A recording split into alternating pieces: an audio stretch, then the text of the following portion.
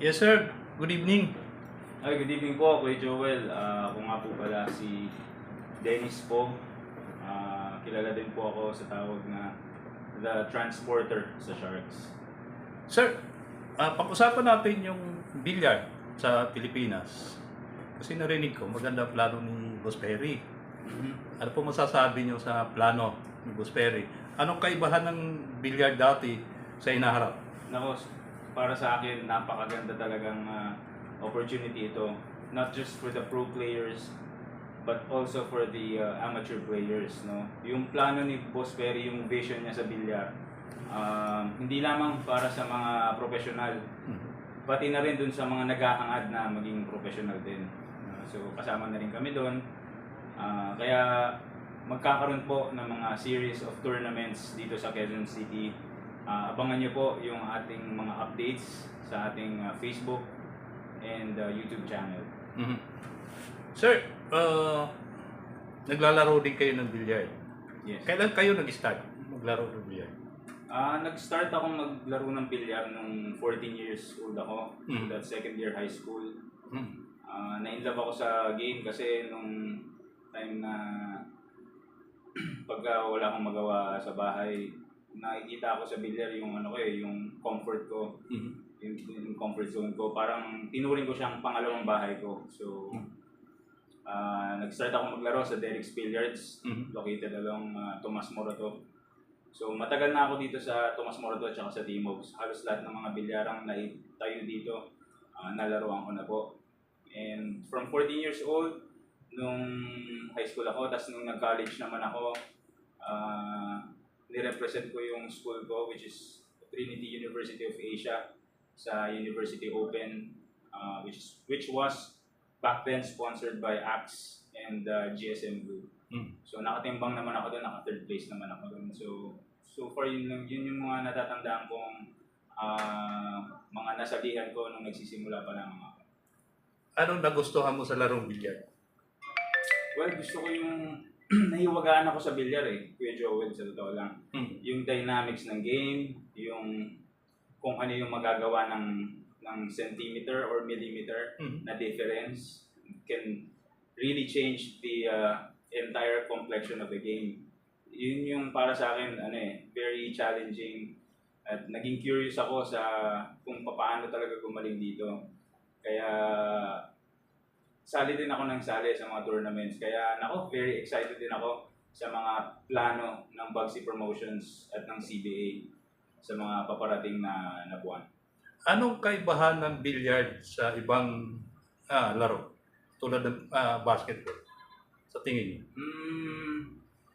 Well, ang bilyar kasi individual sport. No? So you carry your name alone, not just hindi tulad sa basketball, which is a team sport, But abangan nyo guys, kasi ang bilyar dito na gagawin ng Sharks will be done in a team sport situation, kung saan sa isang team magkakaroon tayo ng 5 to 6 players at magiging team team game na siya. Sir, yung sinasabi nyo, yung dati, taya-taya lang, di ba? Yes. Billiard. Ngayon, yung plano ni Boss Perry, maganda. Paano diskarte nun? Nako, this is something that has never been done before, Kuya Joel. Yung ating Sharks Billiard Association, which is called SPA, na kung saan yung mga players natin magiging profession na talaga yung paglalaro ng bilyar.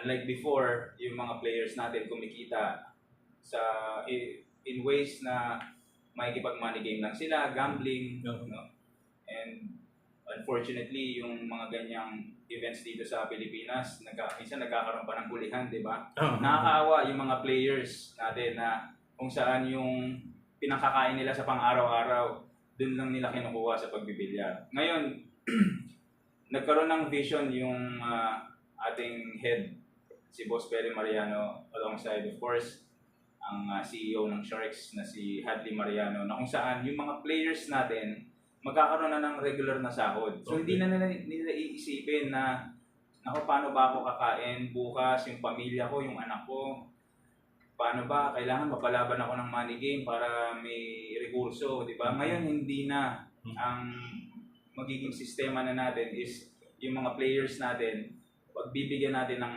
tuon at pansin na magkaroon sila ng buwanang sahod sa paglalaro ng bilyar.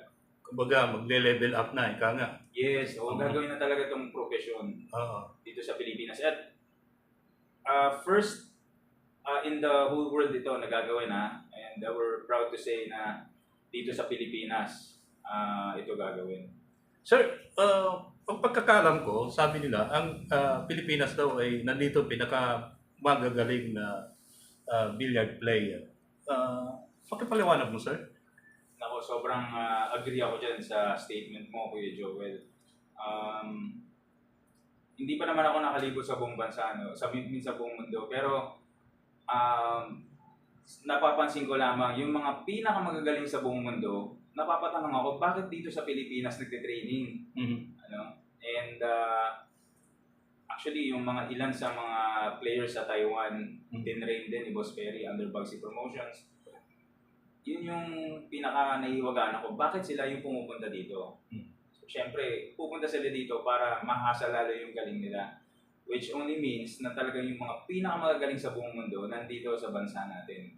Actually, yung hindi pa nga masyadong mga matataas yung rank na players natin dito na pros, pagka pumunta siguro sa ibang bansa, feeling ko sila na yung magiging number 1 sa ibang bansa, di ba? So, ganun katataas yung serye ng talento natin ng mga bilyarista dito sa Pilipinas. So ito na kumbaga yung pagkakataon ng mga players natin, no? Na kasi ang kulang publicity, no? Yes, publicity, exposure, kaya naman gagawin ng Bugsy Promotions ang lahat ng mga kaya, of course SPA, na ma-maximize natin yung social media platforms natin, na mabigyan ng exposure yung ating mga players. Hindi lang dito sa NCR, pati na rin sa mga probinsya. Yung mga natatagong players dyan na hindi makakuha or hindi makasali ng tournament. Ito, this time around, bibigyan natin ng tsansa na makapag-pasikat talaga sila at mapanood sa buong mundo. Sir, naglalaro din kayo ng billiard. Kumusta naman? Ano na po ang nabot? Actually, may mga nasalihan na ako na international tournaments. Last time is pumunta ako ng China for the 2024 Cable Masters, kung saan nagkaroon ako ng 4 matches, 2 panalo, 2 talo. So, nanalo ako sa Zimbabwe, tsaka Mongolia, tapos natalo naman ako sa UK at sa Malaysia. Talagang magagaling na players talaga, Kuya Joel. Yung isa naman nasalihan ko last year, Sharks International 9-ball Open naman, na kung saan nakapasok ako ng top 64. Nanalo ako kontra Baset Mukaibat, tsaka kay Stuart Petman ng England. Kaya nakapasok ako ng top 64. Sir, ano mensahe nyo sa kapwa nyo player? Sa mga kapwa ko players, siguro pinaka-mensahe ko lang is tuloy lang ang laban dahil ang bilyar dito sa Pilipinas ngayon ay talagang putok na putok na. And this has never been done before, sabi ko nga, no? Kaya sama-sama tayo na mag-ensayo, sama-sama tayo na magpagaling dahil ang Bugsy Promotions at ang Sharks Billiards Association talagang merong major plans for all of us players, no? At tayo rin ang makikinabang sa lahat ng ito. Kaya patuloy lang ang pag-ensayo, patuloy lang ang paglaban sa buhay at ayun, makakamit din natin yung mga inaasam natin sa sport na ito. Maraming salamat, sir. Thank you so much, Sir Joel. And guys, huwag niyo rin pong kalimutan na i-follow yung ating mga accounts natin sa Facebook.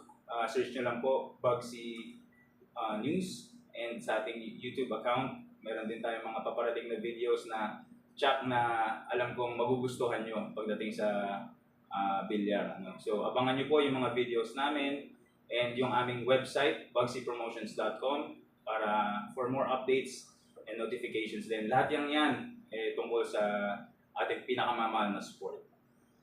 Maraming salamat po. Thank you, Sir Joel. Good night.